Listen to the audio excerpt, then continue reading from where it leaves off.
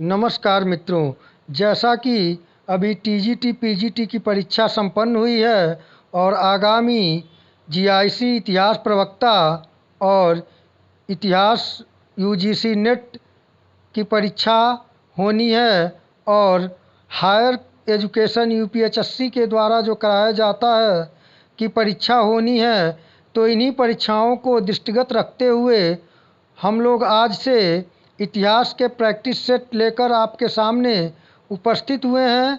और यह भी है कि जो टीजीटी और पीजीटी की परीक्षा हुई है, उसके आधार पर अब यह स्पष्ट हो गया है कि जो आगामी परीक्षाएं होंगी वे पुरानी रटी रटाई चीज़ों पर, रटी रटाई प्रश्नों पर काम चलने वाला नहीं है।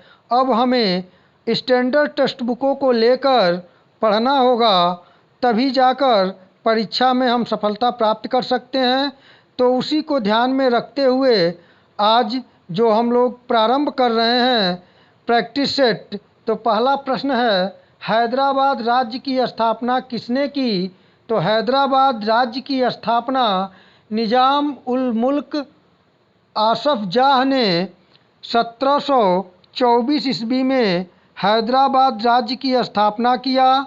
और जो यह निज़ाम उल मुल्क आसफ, यह औरंगजेब के बाद के समय के नवाबों में उसका बहुत ही महत्वपूर्ण स्थान था। तो यह भी प्रश्न पूछा जा सकता है कि औरंगजेब के बाद के समय के नवाबों में किसका महत्वपूर्ण स्थान था? तो निज़ाम उल मुल्क आसफ जाह का। और सैयद बंधुओं को गद्दी से हटाने में किसकी भूमिका महत्वपूर्ण थी? तो यहाँ पर उत्तर होगा निज़ाम उल मुल्क। इस प्रकार निज़ाम उल मुल्क आसफ जाह से जो प्रश्न बनना है वो इसी तरह से घुमाकर बनाया जा सकता है, तो आप इसका उत्तर आसानी से दे सकते हैं। आइए दूसरे प्रश्न को देखें।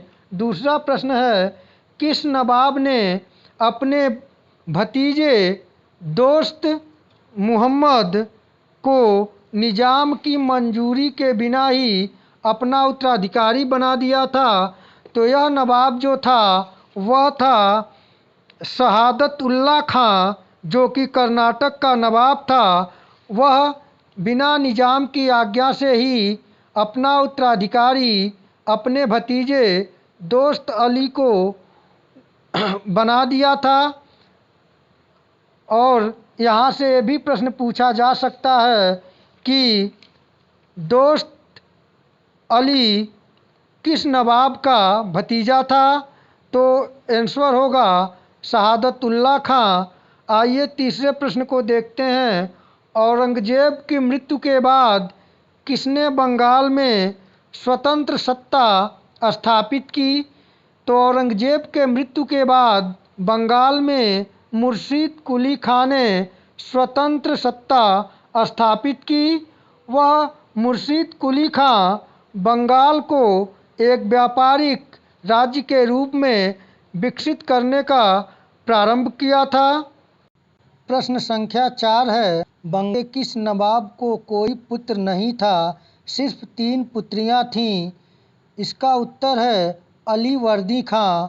जैसा कि प्रश्न जो पूछा जाता है बंगाल के नवाब से, तो प्लासी का युद्ध जो कि 1757 ईस्वी में हुई और जो बंगाल के नवाब सिराजुद्दौला और अंग्रेज गवर्नर क्लाइव के मध्य हुआ था। और उसके बाद बक्सर का युद्ध 1764 ईस्वी में हुआ था। यहाँ से प्रश्न अक्सर परीक्षा में पूछ लिए गए हैं या पूछे जाते हैं।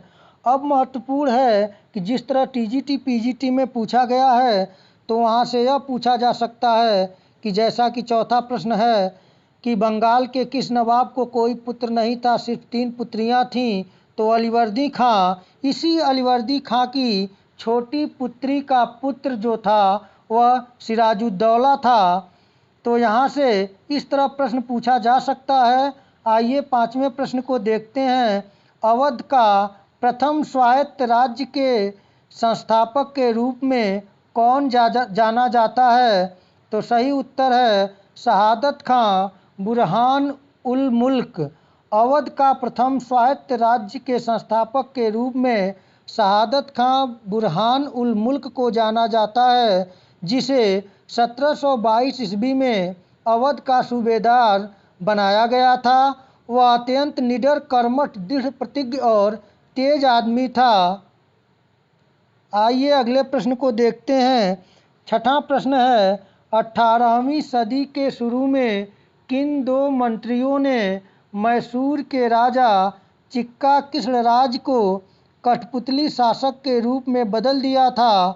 तो यह जो मंत्री थे, नंजराज, जिसको सर्वाधिकारी के रूप में भी जाना जाता है, और दूसरा मंत्री जो था वह देवराज था, जिसे दुलवई के नाम से जाना जाता है। तो यहाँ से यह भी प्रश्न पूछा जा सकता है कि 18वीं सदी के शुरू में मैसूर का राजा कौन था? तो मैसूर का राजा चिक्का कृष्णराज था।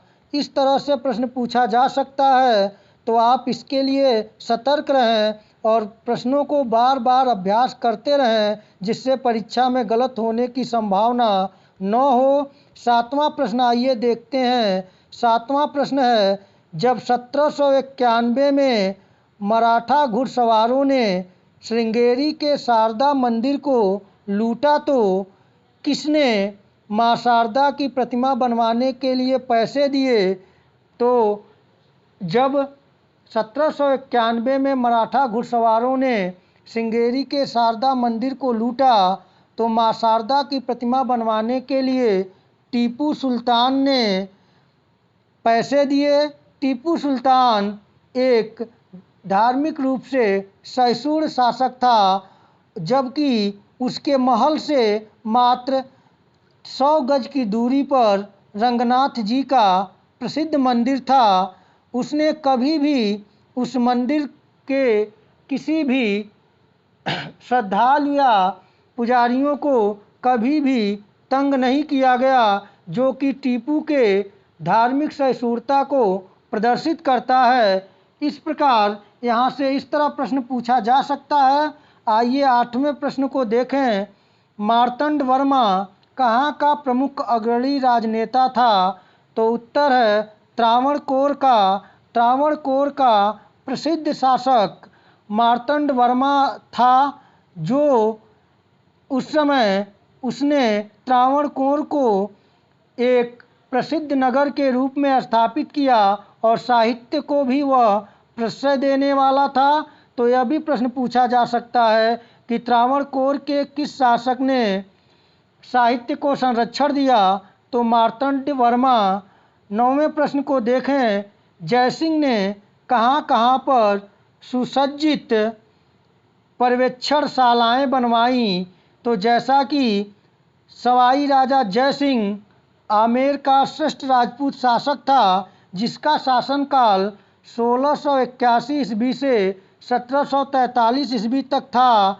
वह एक विख्यात राजनेता, कानून निर्माता और सुधारक भी था, और वह खगोलशास्त्री भी था। उसने दिल्ली, जयपुर, उज्जैन और मथुरा में सुसज्जित पर्यवेक्षणशालाएँ बनवाईं।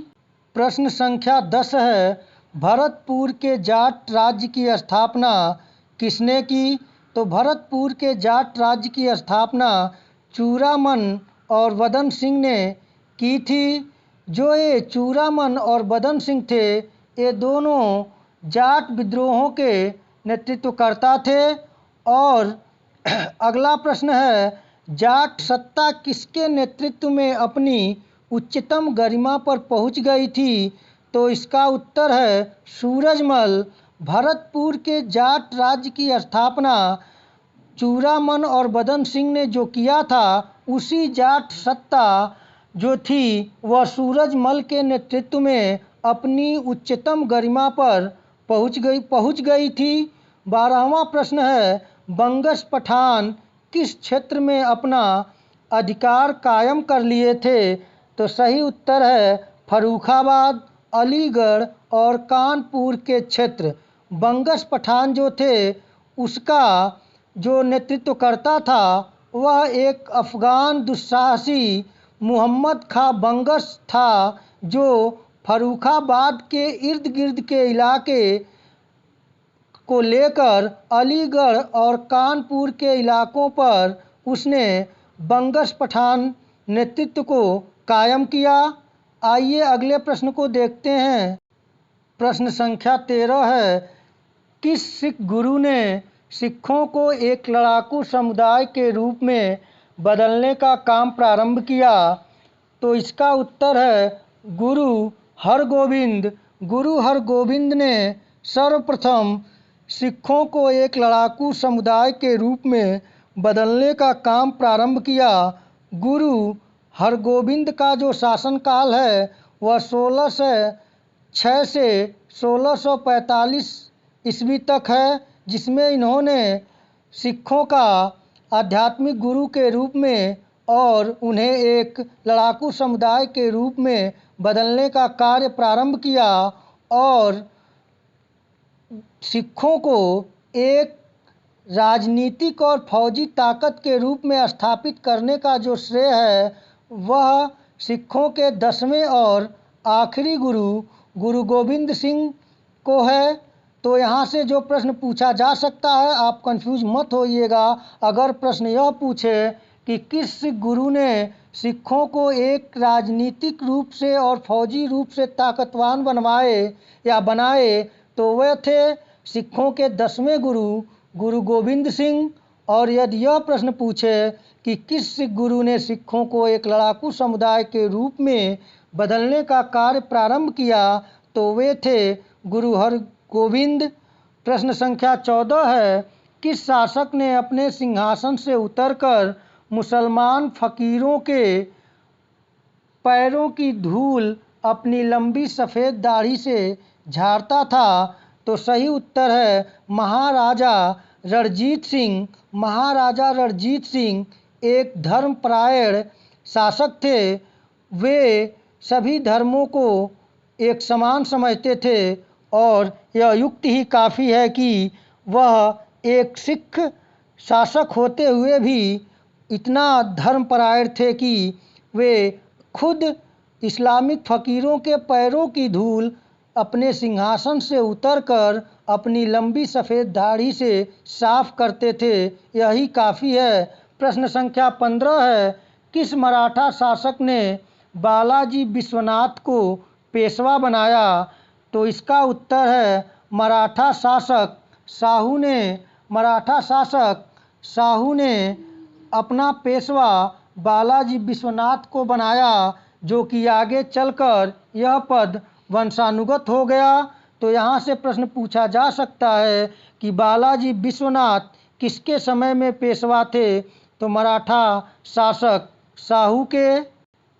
प्रश्न संख्या 16 है, कौन तमिल में सित्तर काव्य का एक उत्कृष्ट प्रवर्तक था?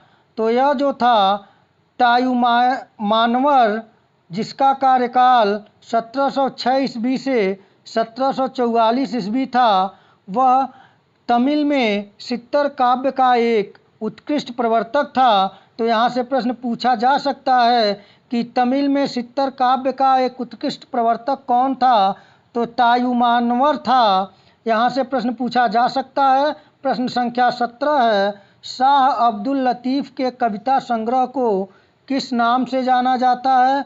तो शाह अब्दुल लतीफ़ के कविता संग्रह को रिसालों के नाम से जाना जा सकता है। प्रश्न इस तरह भी पूछ सकता है कि रिसालों किसके कविता का संग्रह है? तो शाह अब्दुल लतीफ़ के। प्रश्न संख्या 18 है, 18वीं शताब्दी में भारतीय संस्कृति की प्रमुख कमजोरी किस क्षेत्र में रही? तो सही उत्तर है विज्ञान के क्षेत्र में। भारत आर्थिक रूप से 18वीं शताब्दी में मुगल वंश के पतनोन्मुख काल में भी महत्वपूर्ण था। आर्थिक स्थिति उन्नतशील थी, लेकिन जो 18वीं शताब्दी में पश्चिम में जो आधुनिक ज्ञान विज्ञान और प्रौद्योगिकी का विकास हो रहा था, उससे भारत की संस्कृति अछूती रही, जिसका परिणाम हुआ कि वह विज्ञान और प्रौद्योगिकी के क्षेत्र में पिछड़ गई और जिसका परिणाम भारत को अंग्रेजी गुलामी के रूप में देखनी पड़ी। तो मित्रों, आज के इस टेस्ट सीरीज में या इसे प्रैक्टिस सेट में सिर्फ 18 क्वेश्चन, आप इन 18 क्वेश्चनों को पढ़ें। इससे बनने वाले जो प्रश्नों से संबंधित विश्लेषण किया गया है उसे देखें और समझने का प्रयास करें, जिससे आगामी परीक्षाओं में आपको सफलता हो। अगर आप लोग इसको लाइक, शेयर और सब्सक्राइब करेंगे और इससे हमें अपना प्यार देंगे और आपका उत्साह अगर मिलेगा तो मैं फिर जल्द से जल्द और प्रयास करूंगा कि प्रत्येक दिन एक प्रैक्टिस सेट आपको उपलब्ध कराऊं।